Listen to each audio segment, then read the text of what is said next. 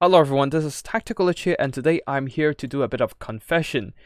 I have an addiction problem not only to Total War Warhammer itself, but also to particular units, and on the Chaos roster, it is these glorious aspiring champions, just such a memey unit, nobody ever uses them, but when they were applied on the battlefield and actually works, it is absolutely hilarious. So today, for the build, we have aspiring champions, full front line, no other infantry, deployed in Vanguard deployment. Now, last time the build I had was a couple hell cannons at the back firing at enemy infantry and whatnot, but today we are going full rush with 3 Chaos Knights, 2 of them with lances and 1 of them the regular variant. Not that I want to bring the cheaper version, but because I ran out of gold. Now the idea is to use all these aspiring champions, high individual HP pool, insanely high armor, silver shields, and also low model entity count in every unit, making them virtually impervious to most small arms fire and also explosives. While regular marauders would be susceptible to pistoliers and grenade launchers, they don't have this concern. Aspiring champions are the most elite of chaos and they will hold. For the supporting element, we have a bunch of marauder horses on the flanks, and the leadership we have Archaon the Ever-Chosen here bringing in the fireball. We have Cascading Firecloak and also Slayer of Kings for that single entity sniping. And then we have the Burning Hat synergizing really well with all these aspiring champions. Now, for the Empire side, we have Clear leading the Empire army with a front line of swords mixed in with great swords. At the back, we have a bunch of spears with shields and a single unit of Sigma Suns. Further back, we have the heavy cavalry in the form of Empire Knights and Demigryphs with halberds. As for skirmishing firepower, no grenade launchers, but with a bunch of pistoliers. And well, they're gonna have a bad time fighting a bunch of aspiring champions and being pressured by a bunch of javelins. As for single entities, we have Gotrek for that monstrous killing power, and then Jade Wizard bring in Regrowth and Earthblood to heal up the scary Carl Franz on his Deathclaw. And that's basically it with the army build. Now let's get into the action and witness the glory of aspiring champions. As a skirmisher, you want as much space as possible so you have the time and leisure to dish out the pain with expanding all your ammo. So as the Chaos, we're not going to give them that chance with a bunch of aspiring champions for deployed so they can save up a lot of marching distance, and the Chaos Knights pushing forward with the Marauder horses harassing the Pistoliers. The Pistoliers are being forced back, while my opponent here is shifting their army towards the right, hoping to avoid this heavy flank overload of heavy cavalry. However, that might be a futile attempt because the aspiring champions are already in charging distance, ready to engage. Carl Franz dumping himself into combat trying to catch some of these Marauder horsemen might find himself in a bit of trouble here. His nemesis Archaon the Ever-Chosen already has his eye on the big prize. Carl Franz being pinned in by the Marauder horses is now subjected to the Slayer of Kings plus 75% of damage on the weapon strength. Oh boy, Carl Franz is now down to less than half health, quickly pushed off and routed for the first time. All in 2 minutes of the beginning of the battle. And now aspiring champions are charging into a bunch of great swords. Not that they are good at fighting all these armor-piercing anti-infantry units, but we do have a trick to turn the tables later. At the same time, the Chaos Rohirrim is ramming straight into the Empire position, aiming to overwhelm them with the weight of their massive charge bonus and heavy armor. And now Archaon, after chasing off Carl Franz, will be returning to the main fray here, as the aspiring champions are overwhelmed by the weight of the great swords, but a simple Burning Hat will be leveling the playing field, doing noticeable damage, and on top of that, we have the leadership penalty from the burnt effect, combined with everything else from surrounding units.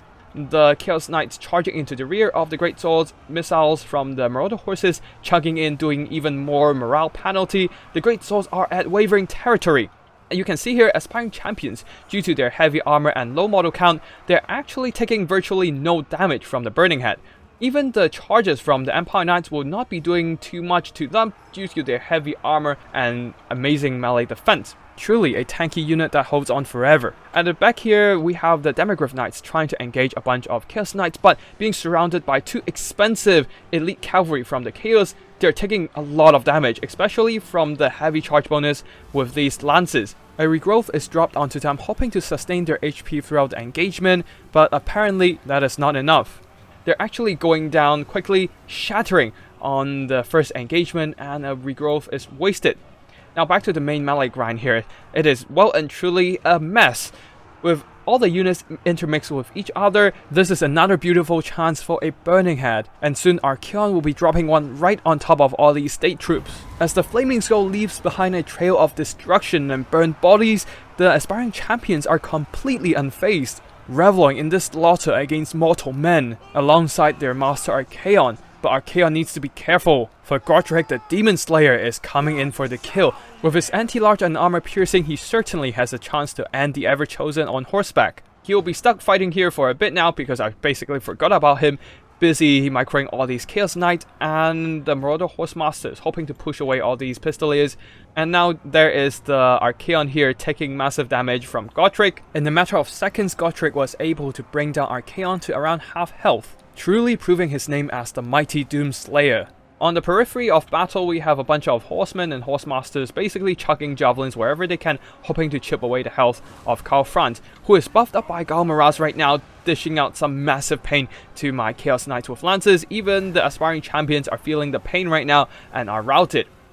Although the good news is that we have the Chaos Knights charging straight into the Pistoliers, who has a temporary lapse of micro right here being caught, and a few models are felled by all these devastating charges. And now the Marauder horses will be continuing their pursuit, while Archaon will be extracting himself from the melee against Godric, avoiding that Demon Slayer, and now charging straight for Karl Franz yet again, who is stuck on the ground right now, engaging a bunch of Chaos Knights with lances. Archaon adjusting that charge angle so that he can avoid the state troops and go straight for Karl Franz. He then follows up with a Burning Head, utilizing that burn effect leadership penalty to rout off all these state troops.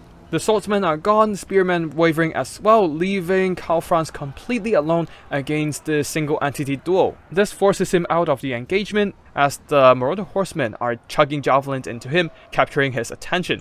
While over here, the last of the Great Swords and the Sigma Sons are engaging the aspiring champions. Now by design, the Great Swords would have done well in this engagement, but unfortunately they have taken too much combat attrition.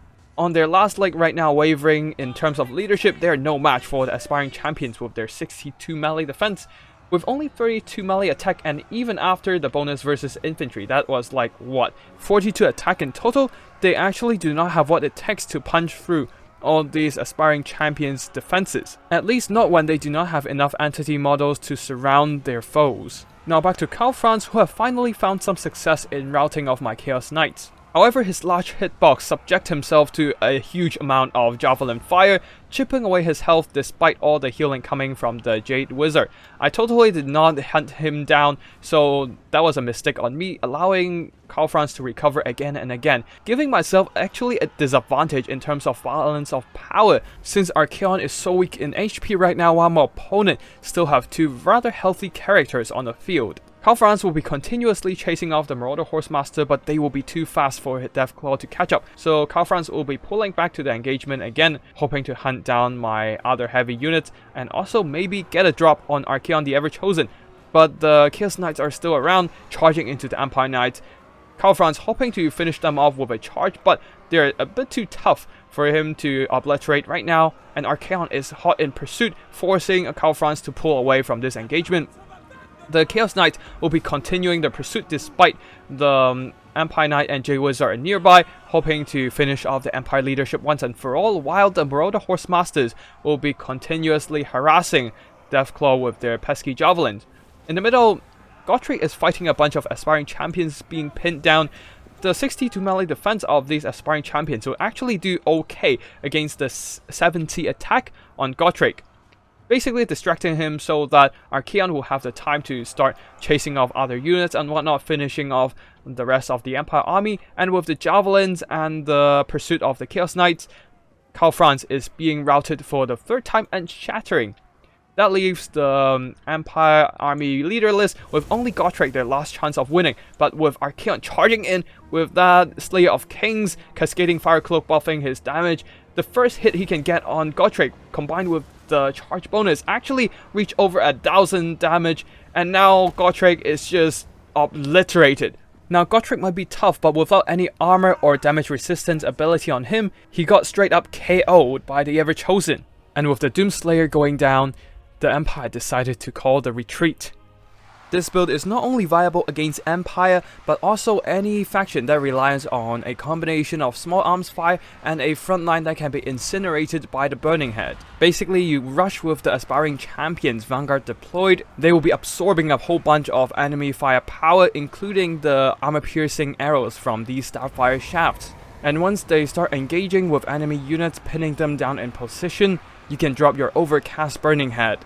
Just like here, the Dryads taking significant damage from the spell, while the Aspiring Champions are basically untouched by the flames. And with this kind of spell support, the Aspiring Champions are able to cut through the Wood Elf frontline and start marching towards the archers. At the same time, the Chaos Rohirrim will be rushing forward, ramming into your opponent's formations, running over a bunch of archers and their lighter cavalry. And don't forget that the heavy armor and the shields on all the Chaos Knight and Aspiring Champions will be absorbing, mitigating a lot of that small arms fire for them. So kite armies would be struggling against this kind of combination, as their missiles will be a lot less effective, while they themselves are being pressured constantly by the Chaos aggressive push with their infantry and the heavy cavalry.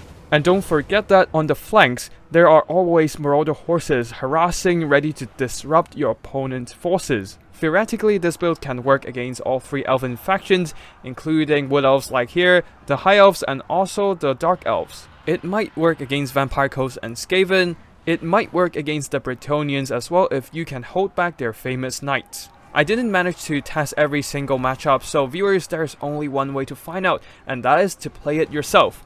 Though there is one weakness to this build, and that is the reliance on Archaon. Archaon is like the key that holds this build together. He's responsible for buffing all the units with Let Stand or Die. He's the sole killer of single entities with the Slayer of Kings and Cascading Fire Cloak. And don't forget, he is in charge of Burning Head, the only thing in this build that can clear out chaff efficiently. So if you made a mistake in your micro, leaving Archaon unprotected by your cavalry, being caught out of position by a net of Amentok and dropped by a Star Dragon, Archaon will suffer significant damage, and with his lowered HP, he will struggle to perform in late game. So remember, when you try to spam Aspiring Champions, you need to keep Archaon alive.